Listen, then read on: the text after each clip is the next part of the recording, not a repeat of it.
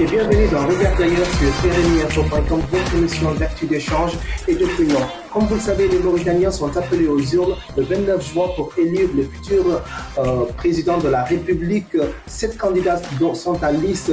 Biram David, parmi ces candidats, est l'un de ses porte-parole en Europe et notre invité ce soir dans Regard d'ailleurs. Bonsoir Mohamed Lam. Bonsoir Félix. Et bienvenue sur RMI-Info.com dans Regard d'ailleurs. Également, nos chroniqueurs de ce soir, nos chroniqueurs de toujours, j'ai envie de dire, Nader Ahmedian, bonsoir. Bonsoir. Amadou Khan, bonsoir. Bonsoir Félix. Nous allons revenir sur différentes thématiques de cette campagne, en tout cas qui a commencé, mais je me tourne vers vous, Mohamed Lam. Cette campagne qui vient de commencer, Biram David a lancé sa campagne depuis Kaïdi. Je pense que c'est symbolique pour lui. Pourquoi et comment est-ce que débute pour vous cette campagne présidentielle? Oui, Seydou, merci beaucoup dans un premier temps de l'invitation. RMI Info commence à devenir une maison habituelle pour moi. Exactement. Il y a 5 ans, on s'était rencontrés pour discuter dans un autre cadre. Aujourd'hui, effectivement, c'est dans le cadre des élections présidentielles qui s'annoncent déjà extrêmement intenses, en tout cas nous, à notre niveau. Biram David a choisi Kaïdi parce que Kaïdi est une ville symbolique, une ville de militants, une ville de militantes, une ville qui a représenté dans la question des revendications des droits que revendiquent la plupart des personnes qui se considèrent comme étant discriminées par le système politique en place. Kaïdi un peu est un des socles, une des bases, en tout cas militantes dans notre cosmogonie, dans notre environnement militant. Merci beaucoup pour cette première réponse. Je donne tout de suite la parole à Nader Ahmedian. Alors, je vais commencer par les questions économiques. J'ai bien lu le programme de M. Biram. Alors, je vous cite par rapport à la question de centralisation. Je sais qu'il est très attaché à cette question. Dans votre programme, je vous cite « Reconnaître pour chaque région et pour chaque commune une marge de liberté fiscale ». Je n'ai pas bien compris en quoi cela va consister. En quoi le fait de laisser une liberté fiscale permet-elle, par exemple, de réduire les inégalités ou de lutter contre les inégalités? Oui, en fait, ça, c'est dans la politique de décentralisation. Il ne vous a pas échappé qu'en France, il y a le même système qui se passe. Par exemple, quand on regarde Paris est indépendant de la ville de Nantes par rapport à la gestion des universités, par exemple. Donc, c'est dans ce cadre-là qu'on s'inscrit. Et effectivement, quand on délègue une partie de la collecte, par exemple des impôts au niveau local, aux autorités qui sont au niveau local, ça permet effectivement une gestion localisée de la fiscalité. Et c'est exactement ce qu'on voulait dire. Mais Paris, mais France n'est pas la Mauritanie. Ah bien, écoutez, la France n'est pas la Mauritanie, mais il faut toujours s'inspirer des modèles qui réussissent. Et la France, par excellence, est l'un des pays qui a une fiscalité. Mais comment vous allez fixer le taux d'imposition? Oui, ben ça, après, effectivement, c'est une orientation générale. Un programme politique, on donne un cap. Et puis, une fois au pouvoir, il faut, à travers des décrets, Parce qu'il peut y avoir un décalage entre la politique menée par l'État et la politique fiscale menée par les régions, par exemple. Il n'y aura pas de décalage dans le sens où ça sera réglementé à travers des textes de loi bien précis, bien clairs. Donc, il n'y aura pas de décalage à ce niveau-là. Et c'est une politique de décentralisation. La Mauritanie a besoin d'être décentralisée de façon générale. Donc, il n'y aura pas un territoire qui va être autonome et qui va se gérer tout seul. Tout va être géré effectivement au niveau central, mais sur la question de la fiscalité, effectivement, il faut alléger le centre pour que les collectivités locales, et puis ce n'est pas seulement à ce niveau-là qu'on veut une autonomie. J'espère que vous avez lu le programme parce qu'on a d'autres... Évidemment, le programme va être décrypté, comment dire, décortiqué. Alors, un peu plus en profondeur sur cette question, on aimerait avoir quelques orientations plus précises. Est-ce que, par exemple, la fiscalité sera plus importante, plus chère, j'ai envie de dire, à Nouakchott, à Nouadhibou, par rapport à par exemple... Il faut qu'on se comprenne. Hein. Quand vous parlez de fiscalité, vous parlez de quoi? Les impôts, la collecte des impôts. Les prélèvements obligatoires, oui. En fait, quand on fixe et on a une loi de programmation votée au niveau de l'Assemblée nationale qui fixe un taux d'imposition, il n'y a pas un territoire qui va être plus imposé que d'autres. L'impôt, par excellence, c'est voté, c'est déterminé, c'est fixé, c'est des lois, c'est des règlements qui sont très précis. Ça ne se fait pas... Donc, les mesures économiques en matière de fiscalité passeront dans tous les cas par le Parlement.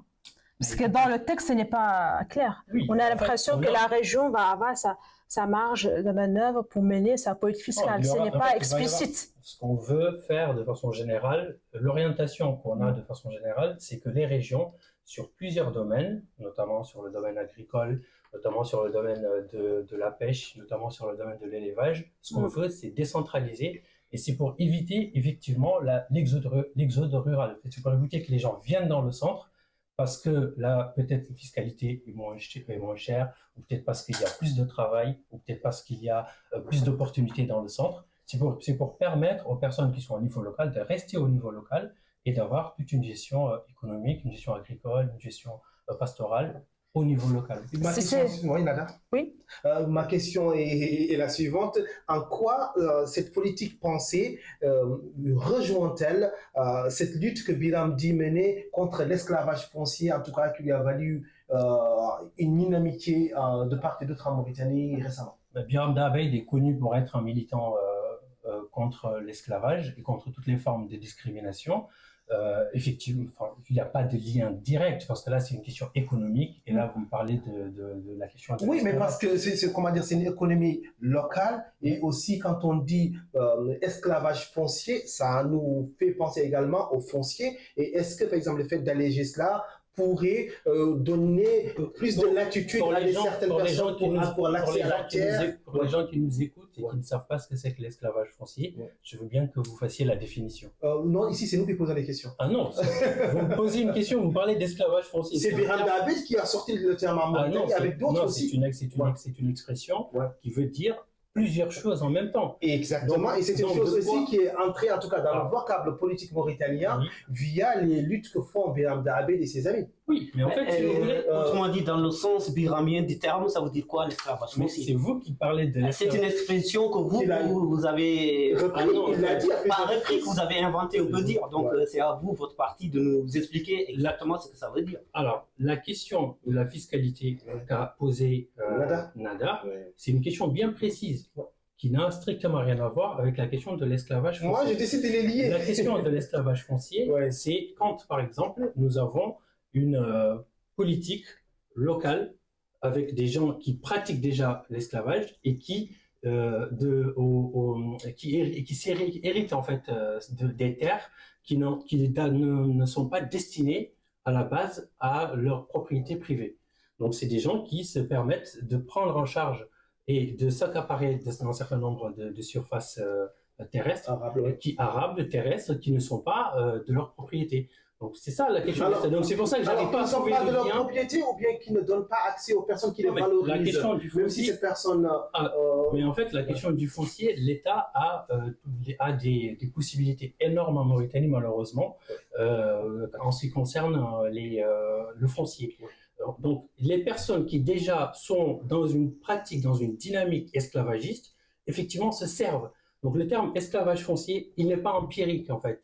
Donc il n'y a aucune définition empirique. Par contre, oui, effectivement, pour pouvoir expliquer aux gens que vous l'entendez, oui, c'est comme ça. En fait, si vous voulez, c'est une question d'accaparement. Des gens déjà qui sont dans une pratique esclavagiste et qui en même temps utilisent des terres qui ne sont pas les leurs. Juste pour qu'on se comprenne, c'est accaparement ou bien des personnes qui disent hériter des terres, qui ne valorisent pas et qui ne veulent pas céder aussi à des personnes qui le valorisent. Oui, mais en fait, tout ça rentre dans le cadre de cette définition de l'esclavage foncier. Nada. Alors, revenons toujours sur les questions économiques. Dans votre programme, je vous cite, la Mauritanie possède d'importantes ressources naturelles telles que le gaz, le pétrole, le fer. Donc, vous souhaitez investir davantage dans les énergies fossiles. Mais en même temps, il y a un autre volet, c'est le développement durable.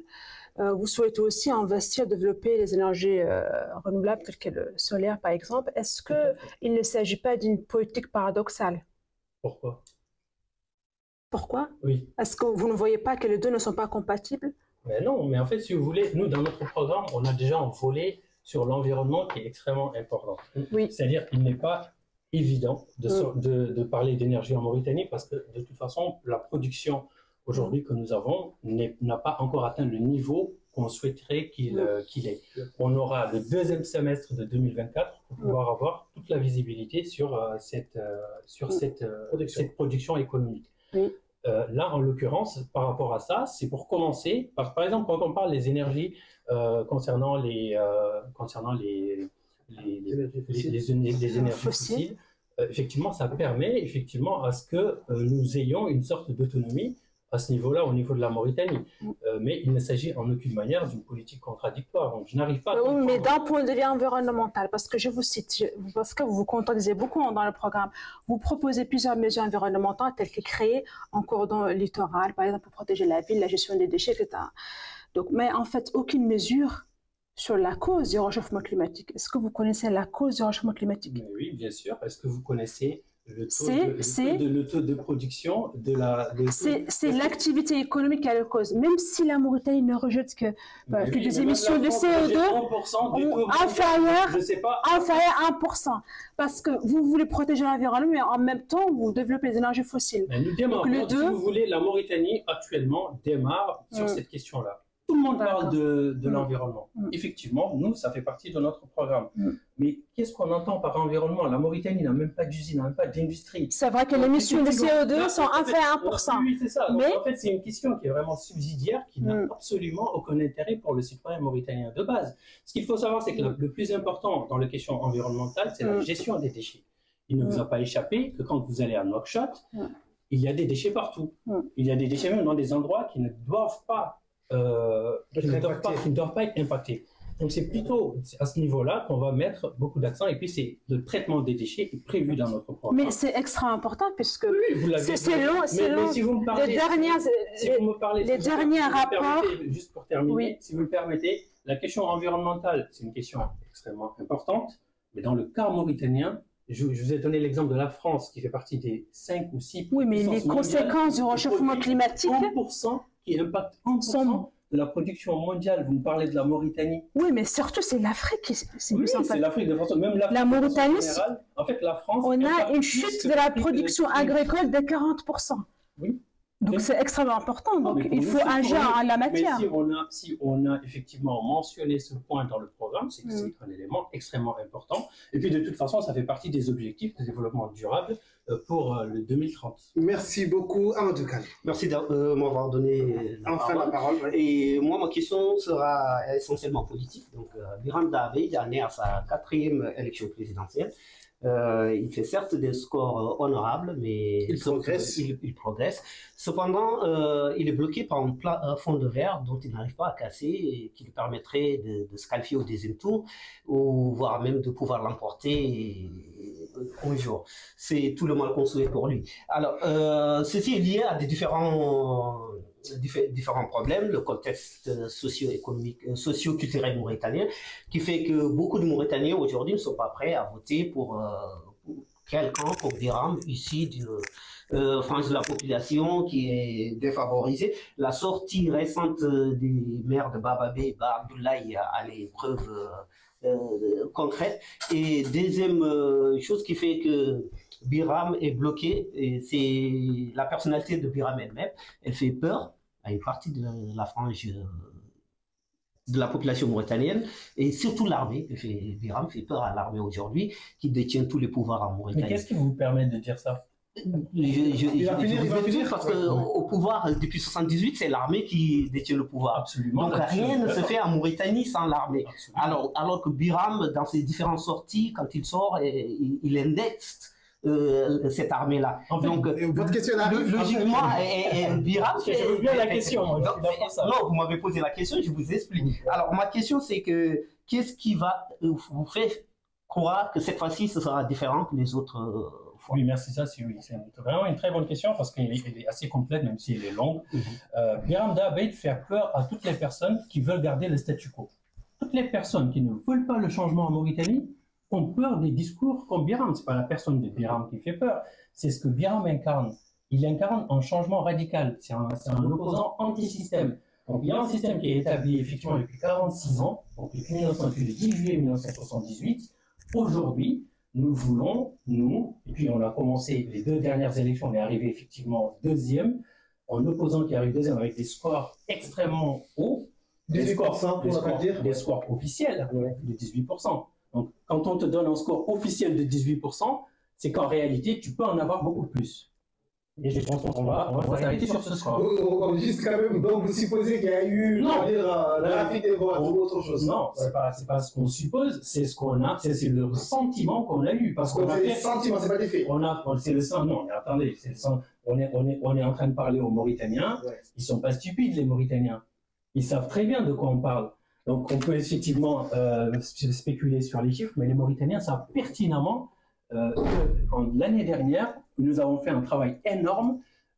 Et d'ailleurs, la preuve, Biram l'a dit dans l'entretien que Seydou vous avez eu avec lui, il vous a clairement expliqué qu'il était persuadé qu'on avait gagné.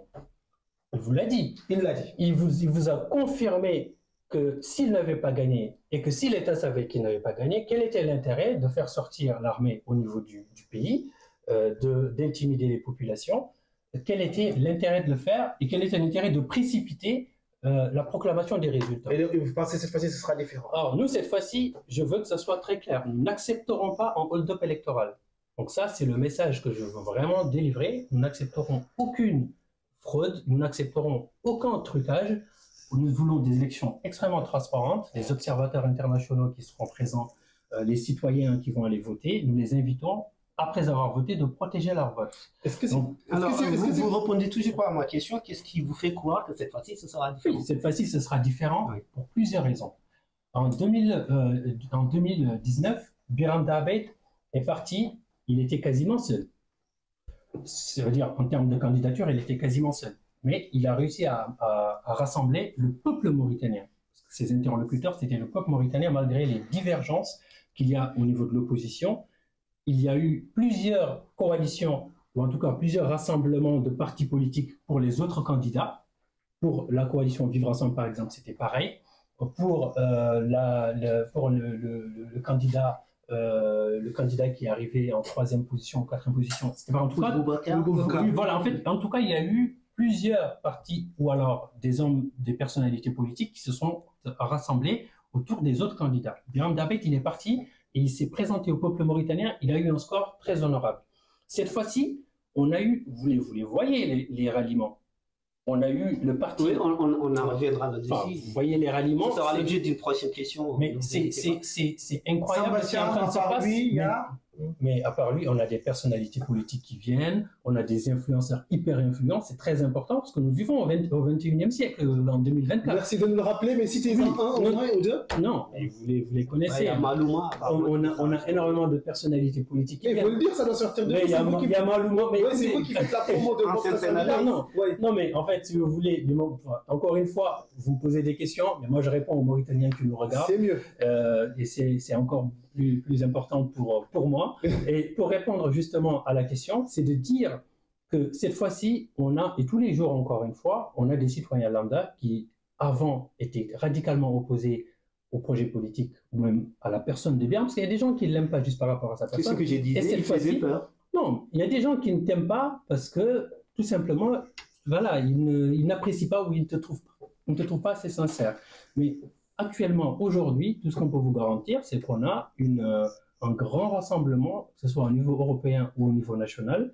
Et pour nous, cette fois-ci, ce sera la bonne. Et encore une fois, je répète, nous n'accepterons aucun hold-up électoral. Il faut que les résultats, tous les bureaux de vote soient protégés, que tous les bureaux de vote soient comptabilisés.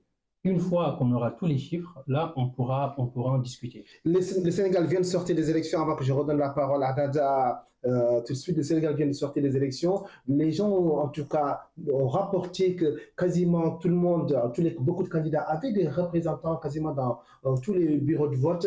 Est-ce que c'est le cas de Biram Dabet qui pourra couvrir l'ensemble du territoire national là où c'est important? C'est le travail justement qu'on est en train de faire. Ça va être très difficile de couvrir tous les bureaux de vote, parce qu'il y a des bureaux de vote qui sont extrêmement éloignés. Il faut avoir les moyens de financer tout ça. Donc, c'est le travail qu'on essaye de faire cette année. Alors, toujours sur les questions économiques, dans votre programme, vous envisagez de créer un État planificateur. Tout à fait. Est-ce que c'est bien? Alors, or, économiquement, ce n'est possible sans des données statistiques.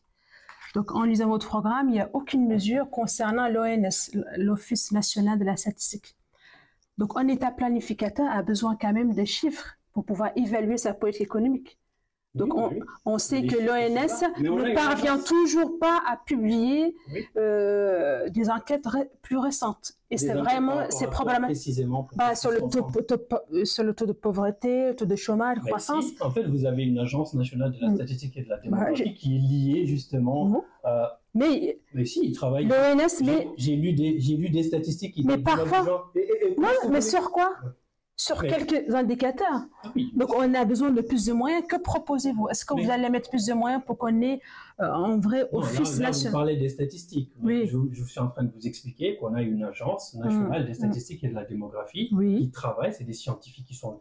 Bien sûr, on peut émettre des doutes sur les statistiques qui sont émises parce que c'est une agence qui est très, très liée au pouvoir en place. Mais il y a le FMI qui a publié en mars dernier des statistiques. Non, mais moi, je parle de l'ONS, je ne parle pas... Oui, mais je vous parle des organismes... Parce qu'on a besoin des enquêtes locales pour pouvoir... Est-ce qu'on va mettre plus de budget dans cette région-là? Publier des statistiques sans faire des enquêtes? Mais généralement, les données statistiques sont remontées, c'est la Mauritanie qui remonte ces statistiques. Je vous confirme que les données de la Banque mondiale, du FMI, de l'UNICEF, ces trois quand même structures internationales hyper sérieuses, les données qu'ils donnent sont différentes, par exemple, des données données par l'agence nationale. Oui, mais revenez quand même, c'est ma question. Que proposez-vous pour l'ONS? Pour qu'on ait un office national de la statistique en Mauritanie? Pour qu'on ait facilement des données... Mais il y a une agence nationale des statistiques, c'est ce que je suis en train de vous dire. Non, mais, les données sont incomplètes. Vous allez la garder telle qu'elle est? Est-ce que vous allez faire quelque chose pour Voilà, c'est ça la question. En fait, il faut... Merci d'avoir précisé, parce que j'avais eu du mal à comprendre un peu la précision. Effectivement, pour pouvoir avoir des politiques publiques claires sur, par exemple, le taux de chômage en Mauritanie, il faut avoir une agence statistique sérieuse, avec des scientifiques sérieux, indépendants. Parce que s'ils sont dépendants du pouvoir, les statistiques peuvent être biaisées. On a l'agence que je vous cite qui dit qu'en 2023, il y a eu 28%, le taux de chômage en Mauritanie est de 28%. Alors que les chiffres du FMI le classent à plus de 31%. Donc, elle est où la vérité? Il y a quand même une grosse marge d'erreur, j'ai envie de dire. Donc, si vous voulez, effectivement, pour pouvoir faire des politiques publiques dans tout pays, dans tout état de droit sérieux, il faut avoir comme l'INSEE, par exemple, qui certes est financé par l'État français, mais c'est des chercheurs qui ont une certaine probité morale et qui donnent des statistiques et qui orientent les politiques publiques. Si les statistiques sont biaisées, les décisions politiques seront biaisées. Si par exemple, Seydou n'est pas indépendant, il me donne une statistique de 5% de taux de chômage en Mauritanie. En tant que décideur, je vais me dire, bon, ça va, 5%, et je vais agir que sur les 5%, alors qu'il peut y en avoir plus de 80%. Donc, ça crée encore plus de frustration, et je pense qu'effectivement, quand on sera au pouvoir, on va améliorer toutes les... Oui, mais c'est juste dans votre programme, il n'y avait aucune mesure en la matière. Oui, en fait, nous, dans notre programme, encore une fois, je vous dis, on a une vision assez générale. Vous avez touché tout à l'heure la question de l'énergie, de l'environnement, vous m'avez parlé de la question de la fiscalité. Cela démontre déjà qu'on touche plusieurs sujets. Maintenant, ça demande de... Oui, mais ce point est très important. On va évaluer les politiques. La prochaine question d'Amadou Kane. Alors, tout à l'heure, vous avez parlé des alliances. Une question pas longue, s'il vous plaît. Non, ne vous inquiétez pas. Bon, je compte s'il y a 10 quand même. Tout à l'heure, vous avez parlé des alliances que les filles Biram... ce qui fait que cette fois-ci, ce sera différent.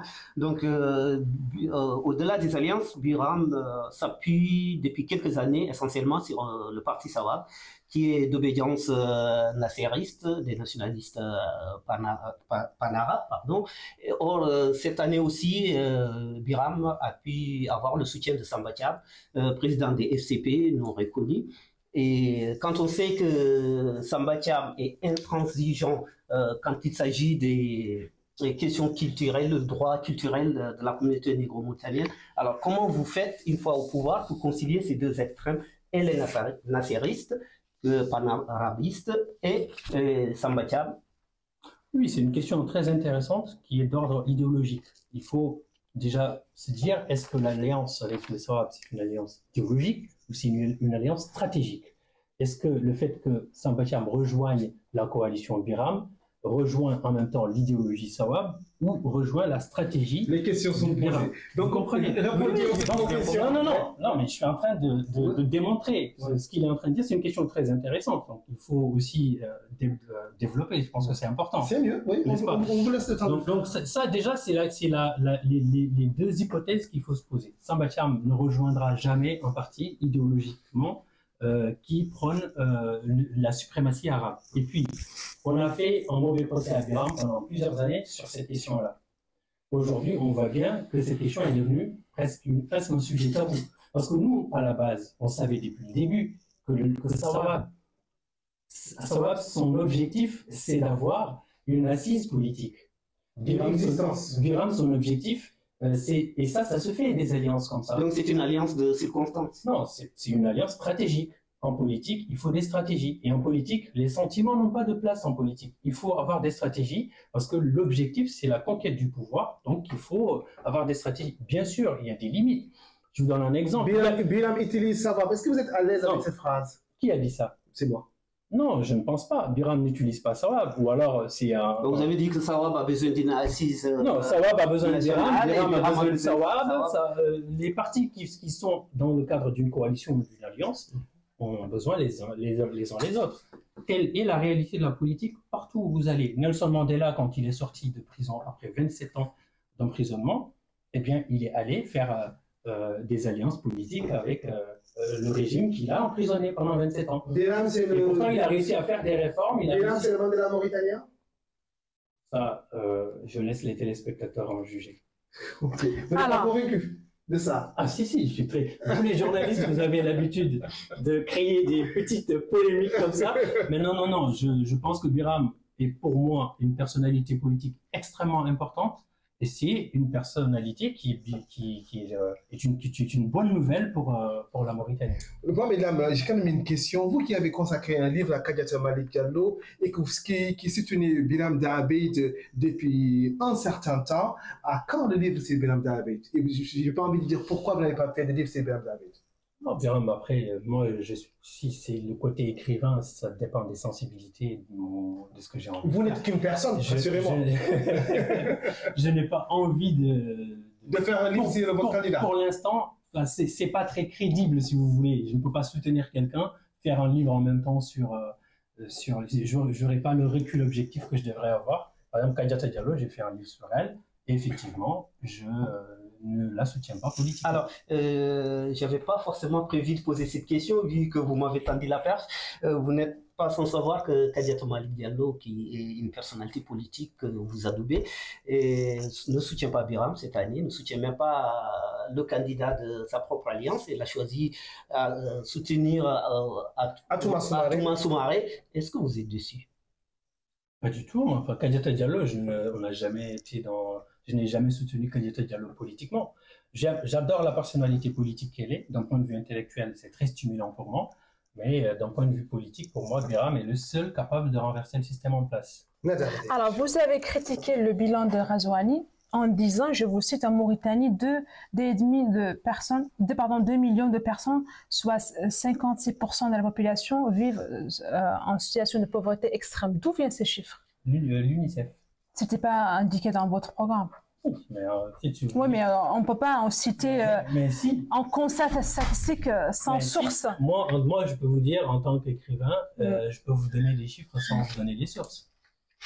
Il n'y a aucune obligation. Mais d'un point de vue. Oui, mais effectivement, c'est tout à fait vrai. Merci de me l'apprendre d'ailleurs.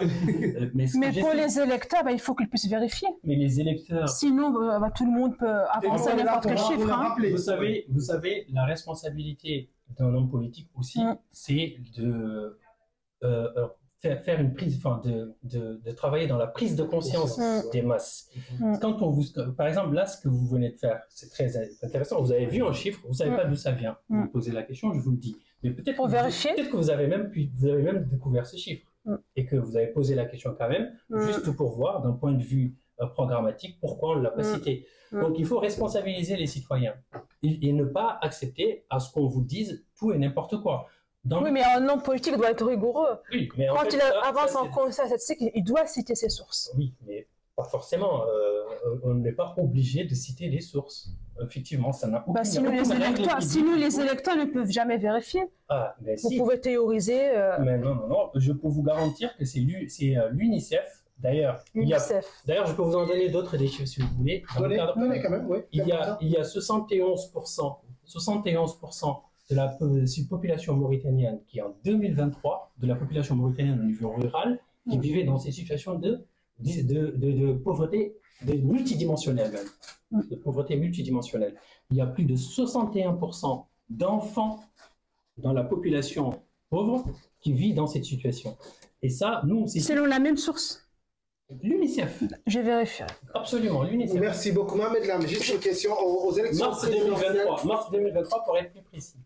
J'aimerais bien, on peut avoir un peu d'histoire. D'ailleurs, je l'ai partagé sur mon Facebook si vous voulez bien vérifier. On ira chercher les sources et vérifier. On fera des publications en conséquence sur rmiinfo.com. Je disais que je voulais faire un détour par l'histoire aux élections présidentielles de 2019. Sel Mohamed Mouloud, à l'époque candidat, avait fait une déclaration de patrimoine. Est-ce que Biram David a l'intention de le faire? Déjà, dans notre programme, parce que Nada a l'air très bien renseigné sur le programme. On lit les choses ici à Rémi Info. Et dans notre programme, effectivement, pas là. Je ne sais pas si Biram a l'intention, en tout cas, il n'a pas encore pris la décision. Est-ce que vous le souhaitez? Moi, je souhaite. Parce qu'en fait, ça fait partie de la moralisation de la vie politique et de la vie publique.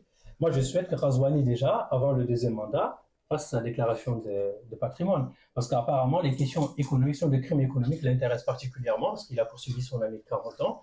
Donc, je m'intéresserai beaucoup, ce serait vraiment très intéressant, et ça élèverait la démocratie mauritanienne si Razouani, avant les élections du 29 juin, disent que voilà, mon patrimoine avant d'arriver, c'est ça. Nous, je ne sais pas encore si Biram a pris la décision, donc je ne pourrai pas me prononcer là-dessus. Par contre, ce que je peux vous dire, c'est qu'au niveau du programme, quand on va mettre en place des politiques de recrutement au niveau de l'administration, il est prévu à ce que les personnes qui rejoignent l'administration aient une certaine clarté au niveau de leur patrimoine. En général, n'a aucune... Juste une dernière question. On a la dernière question parce qu'on est limité par le temps. Dernière question. En matière d'égalité hommes-femmes, qu'est-ce qui vous distingue des autres partis? Nous, déjà, on veut faire travailler les femmes. On veut faire ce qu'on appelle le talent féminin au niveau agricole. Et ça, c'est un projet extrêmement sérieux. C'est d'ailleurs extrêmement bien détaillé dans le programme. Ce qu'on veut, c'est que ce soit au niveau local, parce que vraiment, la politique agricole qu'on veut mener, c'est qu'on veut qu'au niveau local, que les populations elles-mêmes travaillent les terres, avec des financements, avec la mise en place d'un crédit, un crédit agricole, un peu comme la banque du coup, et avec des formations. Et ces formations-là vont cibler spécifiquement les femmes et les jeunes. Et nous, c'est ce qui nous distingue, je pense. Et d'ailleurs, il y a plusieurs points qui nous distinguent de tous les candidats, parce que nous sommes sérieux et notre objectif, encore une fois, c'est de travailler pour changer... Est-ce que vous allez inscrire dans la Constitution l'égalité homme-femme? Ça, à titre personnel, je le souhaite. Après, je suis dans le cadre d'un mouvement, d'une coalition, et ce n'est pas moi qui décide des orientations générales. Biram David était arrivé premier aux élections, en tout cas en ce qui concerne l'Europe, en France, ici, lors des élections présidentielles 2019. Ce n'était pas le cas lors des élections législatives où son représentant était arrivé, en tout cas le candidat qui s'était présenté sous sa bannière de Sawab était arrivé deuxième. Est-ce que vous diriez que c'est la France qui pourra lancer une dynamique d'une victoire du Biram David? Est-ce que vous pensez que vous gagnerez au moins en Europe cette fois-ci? Cette fois-ci, on a toutes les raisons de croire qu'on va gagner parce qu'on est extrêmement... Même si vous avez perdu la dernière fois lors des dernières élections. Les élections législatives, ce qu'il faut savoir, c'est que c'est des élections qui sont totalement différentes des élections présidentielles. La personne est beaucoup plus motivée, les citoyens est beaucoup plus motivés à aller voter dans le cadre d'une élection présidentielle qui se produit tous les 5 ans. Et puis, les élections législatives en général, il y a aussi ce problème-là que j'avais souligné dans un autre cadre. C'est-à-dire qu'il faut conscientiser les populations dans l'utilité du vote des députés. Et ça, nos populations, de façon générale, ne sont pas conscientes de ça. Parce que les députés, ce sont eux qui font les lois. Et s'ils ne font pas les lois, et s'ils sont minoritaires, si par exemple on a des députés qui sont dans une sorte qui partagent la même idéologie, mais qui sont minoritaires au niveau de l'Assemblée nationale, et que le pouvoir en place est majoritaire au niveau de l'Assemblée nationale, ce qu'il faut savoir, c'est qu'en fait, Les députés, ils ont beau avoir beaucoup de discours, ils ont beau avoir beaucoup de... Si la majorité ne veut pas faire passer de loi, les lois ne passeront pas. Et ça, c'est un travail aussi de terrain qu'il faut faire. Mais nous, pour répondre directement à la question, je pense qu'il n'y a aucune raison qu'on ne gagne pas cette année en Europe.